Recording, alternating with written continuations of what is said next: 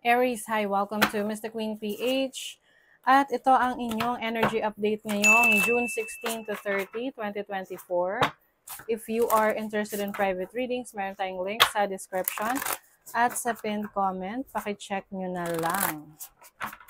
Okay, let's see, Aries, what's up with you? What's coming? Energy update, June 16 to 30. Okay, let's see. Oh, ang daming new beginnings. So, maaring meron kayong hinihintay na parating na. Okay, kailangan nyo lang talaga ng patience dyan. But it's definitely coming. You have the Two of Cups. Oh, bottom of the deck. This is union. Pwede ring agreement with someone. Pwedeng romantic connection. This is like a partnership or signing contracts. Seven of Swords. Okay, be careful. Be careful, Aries. Sa mga papasukin yung contracts with others or mga business partnership or even sa romantic connection. If you are single right now and meron kang nakilala, kumbaga mas laliman mo pa yung pagkakakilala sa person na to. Pwede mong i-background check, no? Just to be sure. And pay attention sa red flags kasi minsan sa sobrang parang nauunahan na tayo ng kakiligan, no? Oo. At yung iba nabubulagan, kahit may mga red flags, hindi napapansin. But yeah, you have to be vigilant in any connection that you're going to try. Oh, especially if this is an ex. Pag merong ex na babalik, ingat muna, okay? Hindi lahat ng, although, hindi lahat kasi ng ex merong magandang intentions or minsan kahit maganda intention nila, hindi na talaga maayos. Alam mo yon? Kasi lalo na kung yung naging problema nyo is cycle pa ulit-ulit. So, ano ngayon yung pagkakaiba? Kasi if this person is the same person na broke your heart or hindi naging successful, then there's also a big possibility that this person ay wala ring pagbabago, no? So be very careful. Kailangan malakas ang iyong instinct with this certain connection. So let's see. Your overall energy is the Ace of Cups. Definitely there is a potential source of happiness, no? Maaring may nagpapakilig sa'yo. Or pwede rin namang new job opportunity na talagang nandito yung passion mo. Your challenge is the Ace of Swords. So maaring yung mga ideas mo ngayon, medyo unclear. Maaring may mga gusto kang gawin pero you are not really taking action. You're just thinking about it, no? Laging nasa isip mo lang.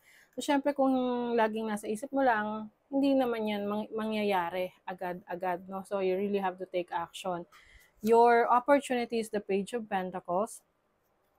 So, meron ditong nagsisimula. You're trying to build something, no? Build a career, build a business. Yung iba sa inyo may pinag-aaralan. Meron kayong bagong interest na you want to learn more, you want to invest on this. So, pwedeng you will buy a course, you will enroll yourself sa isang short course or pwedeng sa school talaga, no? To gain more knowledge na eventually will help you improve your finances. So, with the Queen of Swords as your blessing, I feel like mas magiging yung judgment mo pagdating sa mga bagay-bagay is mas magiging on point. So, that is a blessing kasi it's your protection Protection from people na magte-take advantage of your kindness or dun sa chance na binibigay mo sa kanila. Okay, and then for your money, career, and finances, you have the Hangman and the King of Pentacles. So, maaring meron kang trabaho ngayon or a career na pinagninilay-nilayan mo na, no? Pinag-iisipan mo na if you will continue with this job. Pwede kasing hindi ka na fulfilled or may mga kulang, parang minsan kahit masaya ka or nakukuha mo yung gusto mo, it doesn't mean na nagiging fulfilled ka, no? So, sa ngayon, maaring meron kang kinukonsider na ibang opportunities. For some of you, pwedeng you want to start your own business, you want na to be your own boss, something na talagang masasabi mong pinaghirapan mo or something na talagang ikaw yung nag-build, no? Ikaw yung you are the founder of that certain business. So, some of you naman, maaring meron kayong decision about isang leadership role na ino-offer sa'yo. Pinag-iisipan mo kung tatanggapin mo. Kasi syempre kapag leadership role, ano rin yun mas malaking responsibilities. So you're not sure if this responsibility is going to be parang favorable sa'yo. So sa relationship naman, you have the Three of Cups and the King of Cups. Some of you, kung kayo single, you will have more time with your friends, going out. Pwedeng makakilala ka ng bagong person sa buhay mo, someone who is more mature enough habang nagta-travel kayo ng friends mo, or pwedeng referrals ng friends mo na meron kayong mutual friends and you will be introduced sa isa't isa. So there's a possibility with that. And some of you naman pwedeng if you are in a relationship right now, I think the person that you're dealing with is really parang best friend mo na masasabi mo. Kasi, kumbaga, it's very light, no? Light lang yung relationship ninyo, hindi masyadong, hindi ka nasasakal or what. So, for you, this is a great type of relationship, lalo na your person is so caring. Let's see, what is the Ace of Cups? Ten of Swords, yeah, I feel like, kung ano man yung stressful situation, matatapos na. And you're about to start a new chapter of your life wherein mas may happiness, mas merong fulfillment. You have the Tower. Oh, I think as a challenge, meron kang mga ideas na may isip galing sa mga challenges na pinagdaanan mo. Like parang solution to your problems. Okay? You have the Page of Staves, which is about going on an adventure. So yung iba sa inyo, meron kayong mga susubukan na activities or opportunities that you've never tried or you have never experienced before. You have the Moon. Yeah, I think ang isa sa blessing nyo is magiging malakas rin yung inyong instinct, yung inyong intuition in making decisions. So, most likely, ang inyong mga decision ay makakabuti para sa inyo. Okay? Kasi alam nyo na, mararamdaman nyo na, oops, there's something off dito sa situation na to, so aalis ka doon. You have the oh, yeah. I feel like maraming opportunities sa'yo ngayon sa trabaho, sa career, na marami ka rin kinukonsider, no? So, hindi ka ngayon, hindi mo sure